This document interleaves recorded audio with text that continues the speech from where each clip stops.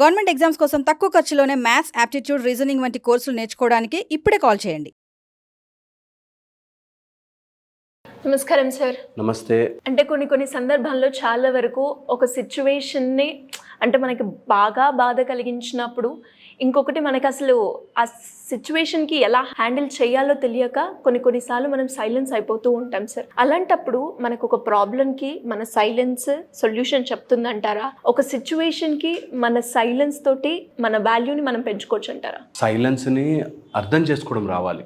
If you practice silence, ఫస్టే సైలెన్స్ని practice చేస్తే నిజంగా ఇబ్బంది వచ్చినప్పుడు సైలెన్స్ విల్ హెల్ప్ యూ.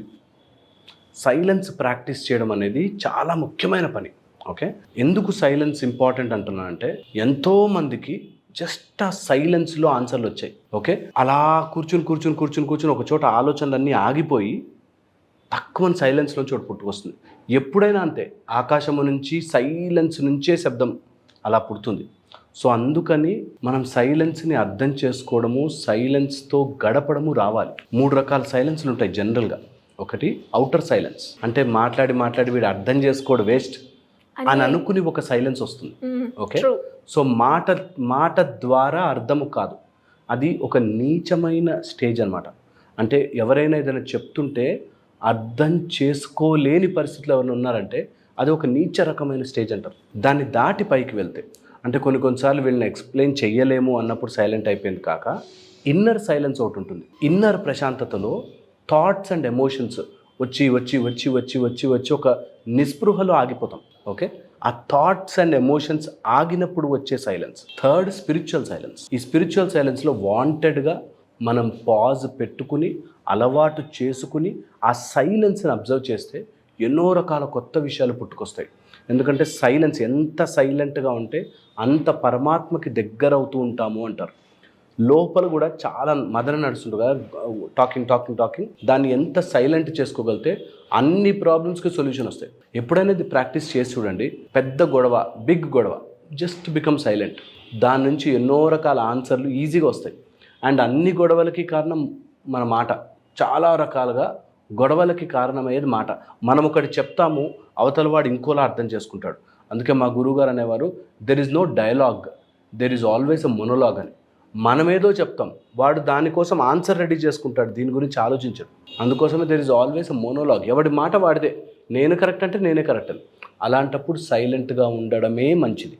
ఇది గనక మనకి అర్థమైపోతే సైలెన్స్ నుంచి ఫస్ట్ నేర్చుకోవాల్సింది అవాయిడింగ్ డిస్ట్రాక్షన్స్. సైలెంట్గా ఉన్నప్పుడు గుచ్చుతుంటాయి కొన్ని థాట్స్, చాలా థాట్స్. కొన్ని మనకి ఏవైతే రిపీటెడ్గా వచ్చి ఉన్నాయో గుచ్చుతాయి. వాటిని ముళ్ళు తీసినట్టు తీసి పక్కన పడేయాలి. ఆ థాట్ నాకొద్దు అని తీసి పక్కన పడేయాలి. ఎప్పుడైతే ఇది ప్రాక్టీస్ చేయడం స్టార్ట్ చేస్తామో, విచ్ ఇస్ ఒకరోజు నన్ను బాస్ ఏదో అన్నాడు అని వచ్చింది అనుకో మాట, అది రోజంతా అరే అట్లా ఎలా అన్నాడు అనిపిస్తుంది కదా. ఆ థాట్ని మెల్లగా తీసి పక్కన పెట్టాలి. I'm not going to think about it, నేను డైవర్ట్ చేస్తున్నాను ఆ మైండ్ని అని ప్రాక్టీస్ చేస్తే, ఎప్పుడు నార్మల్గా ఉన్నప్పుడు ప్రాక్టీస్ చేస్తే, అలా ఎవరైనా తిట్టినా, హర్ట్ చేసినా, వదిలేసినా, కష్టం వచ్చినా కూడా వాటిని ఈజీగా హ్యాండిల్ చేయగలుగుతాం. ఎందుకంటే ఏ కష్టమైనా లోపలే, బయట ఏమి ఉండదు. రోజులు గడిచిపోతూ ఉంటాయి, సమయం వెళ్ళిపోతూ ఉంటుంది, అన్నీ అయిపోతుంటాయి. బట్ ఎవరైనా ఏదైనా మాట అంటే ఆ మాట ముళ్ళు గుచ్చుకున్నట్టు గుచ్చుకుంటుంది. సో సైలెన్స్లో ఉన్నప్పుడు ఆ డిస్ట్రాక్టివ్ పెయిన్ పాయింట్ని తీయగలగాలి. ఇది ఈజీ బై ప్రాక్టీస్. యాక్చువల్గా డిస్ట్రాక్టింగ్ పెయిన్ పాయింట్ని మీరు రాసుకుని దాన్ని ఒక టైప్ ఆఫ్ మెథడ్ ఫాలో అయ్యి దాన్ని పడేయచ్చు, తీసి పడేయచ్చు. ఓకే, ఇది ఒక మెథడ్. సెకండ్ వచ్చేసి, ఒకవేళ కనుక మీకు ప్రాక్టీస్ చేయాలనిపిస్తే స్టిల్నెస్ చెప్పనా మీకు. ఎప్పుడైనా మీకు కుదిరితే రోజులో ఒక 5 నిమిషాలు స్లో మూమెంట్ ప్రాక్టీస్ చేయండి. మన చేసే action sir, action, any action. ఇట్లా అంటున్నామా, అది స్లో నెక్ మూమెంట్ చేయండి. ఎంత స్లో చేయగలుగుతారు అంటే మూవ్ అవుతున్నామా లేదా అని ఎలా అయితే మనము ఆలోచిస్తాం, అలాగా స్లోయెస్ట్ మూమెంట్ ప్రాక్టీస్ చేయండి.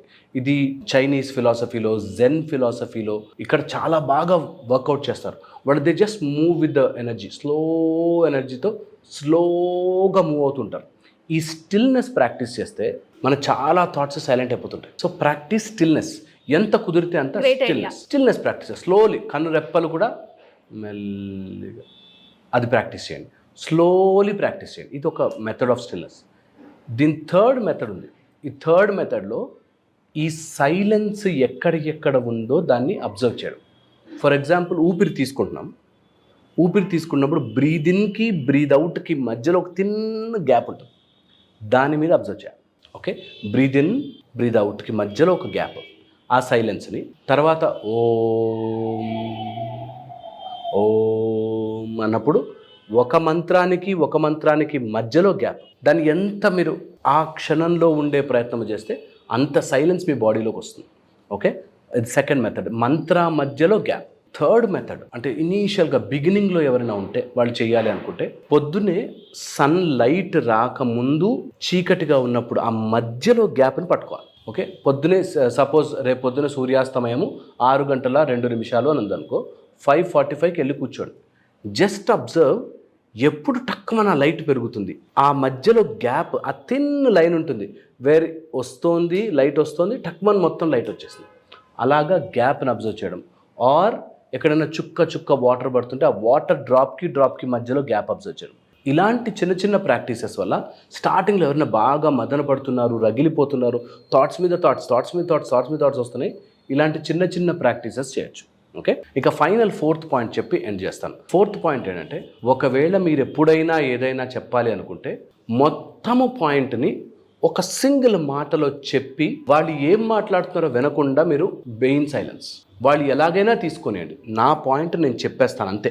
అవతల వాడి ఆన్సర్ ఏంటి దాన్ని నేను అర్థం చేసేసుకుని నేను నిజం అనుకున్న పాయింట్, సత్యముని నమ్మి ధర్మ మార్గంలో ఒక మాట, అది నేను చెప్పాలి అనుకున్నాను, నువ్వు చేసింది తప్పు, ఇలా చేయకుండా ఉండాల్సింది అనుకోండి. వాడు ఎంత హర్ట్ అవుతాడు, వాడు కొడతాడా, తిడతాడా, అరుస్తాడా అనవసరం, నేను ఈ పాయింట్ చెప్పాలనుకున్నాను చెప్పి సైలెంట్ అయిపో. That will give you enormous strength. ఇది గనక నిజంగా తెలుసుకుని ప్రాక్టీస్ చేయగలిగితే నిశ్శబ్దం నుంచి ఒక స్టేజ్ వచ్చాక పెద్దవాడు చెప్పడానికి ఏముండదు, బికాస్ అర్థం చేసుకునేవాడు ఉండడు. ఎవడికో అర్థం చేయించుకోవాలని ట్రై చేసిన రోజులు మాటలు మిగులుతాయి, నిజంగా అర్థం కాదు. మా దగ్గరకు వచ్చేవాళ్ళు చాలామంది క్వశ్చన్స్ అడిగి ఈయన ఏం చెప్పడు అంటే, చెప్తా అంటే కూర్చుంటారు. ఒక 10 రోజులు 15 రోజులు అయ్యాక they will know the answer. మనకు తెలియాల్సిన అవసరం లేదు, ఎంత వెతుకుతూ ఉంటే అన్ని క్వశ్చన్స్ వస్తాయి.